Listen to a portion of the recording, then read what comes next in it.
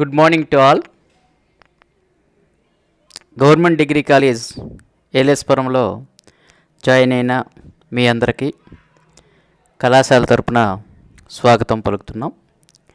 నా పేరు డాక్టర్ ప్రయాగమూర్తి ప్రగడ. నేను బాటనీ లెక్చరర్ని. నేను మీకు బాటనీ బోధించడానికి నియమించబడ్డ వ్యక్తిని. అయితే మీకు ఈ మొదటి యూనిట్లో ఉండేటువంటి జీవుల యొక్క పుట్టుక అనే అంశం పైన ఈరోజు మనం డిస్కస్ తెలుసుకున్నాం. అయితే ఈ జీవుల పుట్టుక అనేది, భూమి మీద జీవం పుట్టుక అనేది చాలా కాలం నుంచి, అంటే కొన్ని వేల సంవత్సరాల కాలం నుంచి ఒక జటిలమైన సమస్యగా ఉంది. అయితే ఈ భూమి మీద జీవం ఎప్పుడు ఆరంభమైనది, జీవ ఆరంభానికి మూలాధారమైన యాంత్రికం ఏమిటి, జీవుల పుట్టుక ఏ కాలం నుంచి ఏ రకమైన మార్పులు సంభవించాయి అనేవి ఆసక్తికరమైన అంశాలుగా గుర్తిస్తున్నారు. జీవుల పుట్టుక విషయమై వివిధ కాలాలలో శాస్త్రవేత్తలు భిన్నమైన అభిప్రాయాలని ప్రతిపాదించారు. అయితే నేటి వరకు అందరికీ ఆమోదయోగ్యమైన అభిప్రాయం వెల్లడి కాలేదు.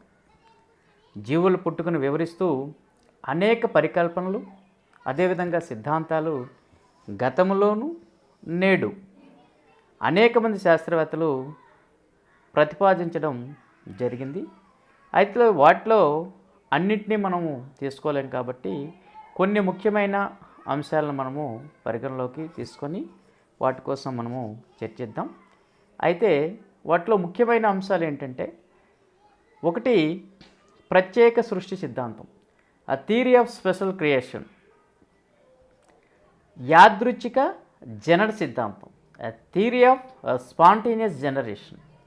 And third one is కాస్మోజాయిక్ లేదా పాన్స్పెర్మియా సిద్ధాంతం, కాస్మోజాయిక్ ఆర్ పాన్స్పెర్మియా థియరీ.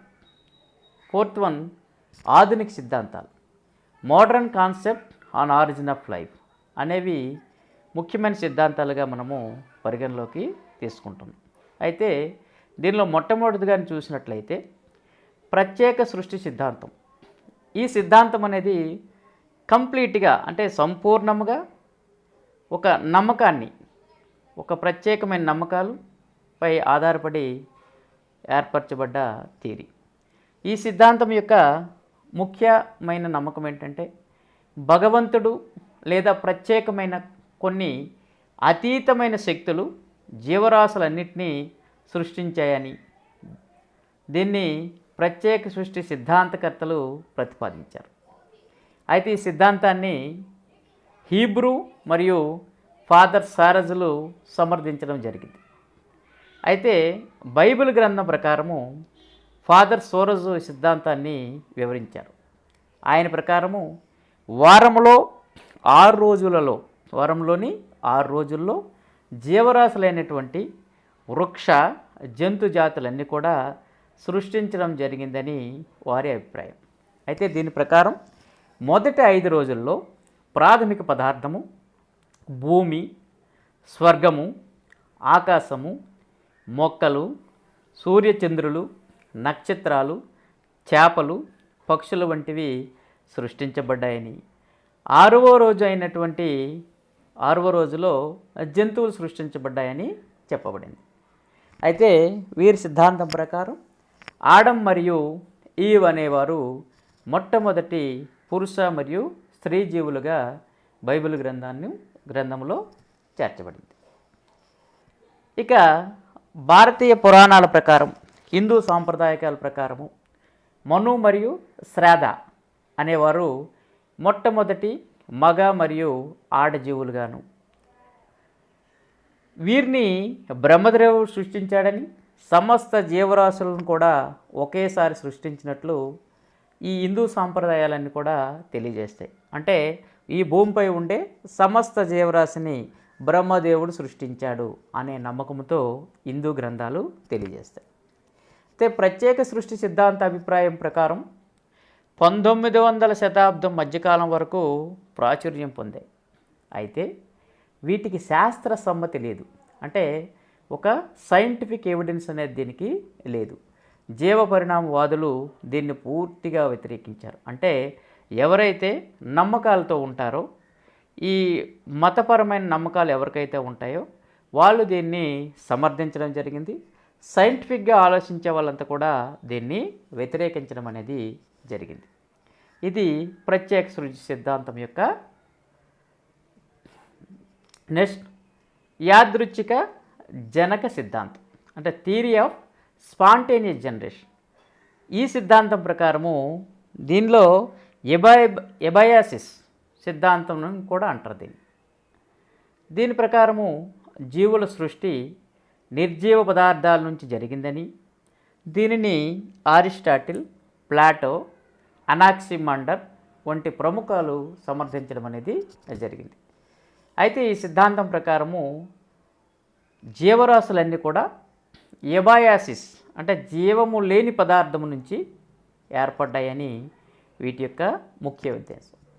బురద నుండి కప్పలు ఏర్పడ్డాయని, సముద్రపు మట్టి నుంచి ఈవు చేపలు ఏర్పడ్డాయని, వెన్న నుంచి సీతాకోక చిలుకలు ఏర్పడ్డాయని, నైల్ నది నుండి పాములు, ఎలుకలు, క్రిములు, అదేవిధంగా పేడ నుంచి పురుగులు ఏర్పడ్డాయని, మంచు నుంచి కీటకాలు ఏర్పడ్డాయని అరిస్టాటిల్ వంటి శాస్త్రవేత్తలు తెలియజేయడము జరిగింది.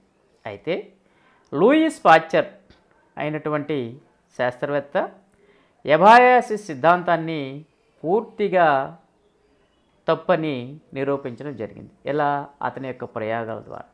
ఈయన తన సన్నని మెడగల ఫ్లాస్క్ ద్వారా యాదృచ్ఛిక వాదానికి బలమైన వ్యతిరేకమైన నిదర్శనాన్ని అందించారు. అంటే ఇది ఒక ప్రత్యేకమైన ఎక్స్పెరిమెంటు. దీన్ని తరువాత మనం పూర్తిగా వివరించడం జరుగుతుంది. అంతేకాకుండా అంతకు పూర్వమే జీవించి ఉన్న కణాల నుంచి బ్యాక్టీరియా, శిలీంధ్రాల వంటి జీవులు పుట్టుకని నిరూపించాడు. ఎవరు? లూయిస్ పాశ్చర్ గారు. అంటే ఎక్స్పెరిమెంటల్గా, సైంటిఫిక్ ఎక్స్పెరిమెంటల్గా ఆయన వాటిని నిరూపించడం అనేది జరిగింది. ఇక థర్డ్ వన్, కాస్మోజాయిక్ లేదా పాన్స్పెర్మియా సిద్ధాంతం.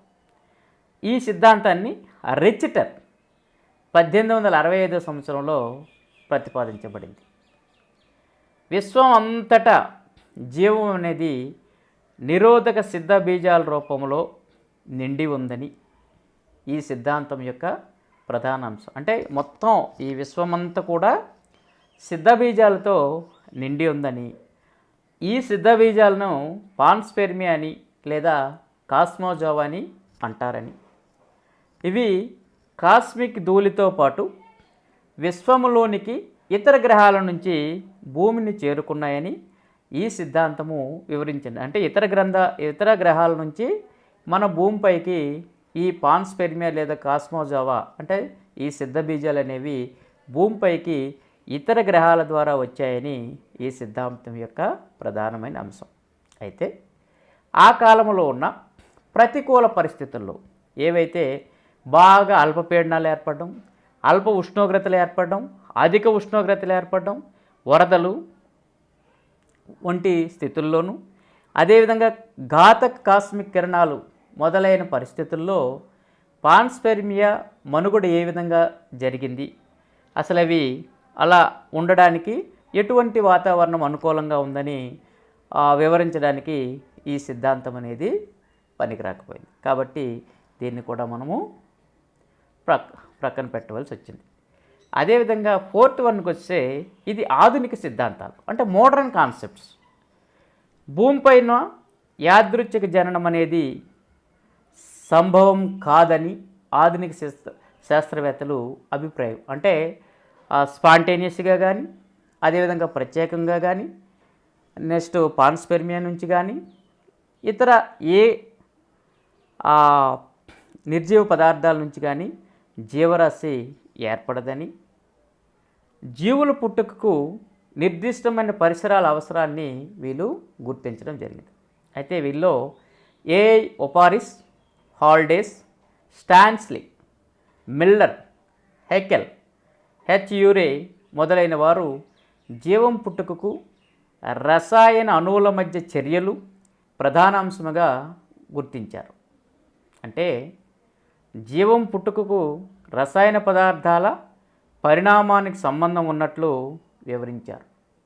విద్యుత్ ఆవేశం వంటి భౌతిక చర్యల వల్ల రసాయనిక పదార్థాల నుండి హఠాత్తుగా ప్రాథమిక జీవులు పుట్టాయని ప్రతిపాదించడం జరిగింది. అయితే ఇది ఒపారిస్ సాల్డేస్ సిద్ధాంతంగా ప్రాచుర్యం పొందింది. దీనినే రసాయనిక సంశ్లేషణ పరిణామ సిద్ధాంతం కూడా అంటారు.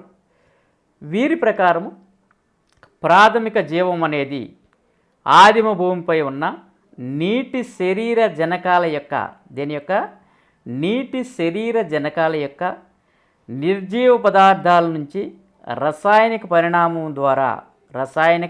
ద్వారా అంటే రసాయనిక పదార్థాల ద్వారా సుమారు 4 బిలియన్ సంవత్సరాలకు పూర్వమే ఆవిర్భవించిందని ఈ ఆధునిక సిద్ధాంతాలు తెలియపరుస్తున్నాయి. అయితే ఈ సిద్ధాంతాలన్నింటిలో కూడా కొన్ని ప్రయోగాత్మక నిరూపణలు అనేవి జరుగుతున్నాయి. ఆ ప్రయోగాత్మక నిరూపణలు ఏది విధంగా చేశారు, ఎవరు చేశారు, దాని యొక్క రిజల్ట్స్ ఏ విధంగా వచ్చిందనేది మనము తరువాత క్లాస్లో చూద్దాం. అంతవరకు సెలవు. నమస్తే, ధన్యవాదాలు.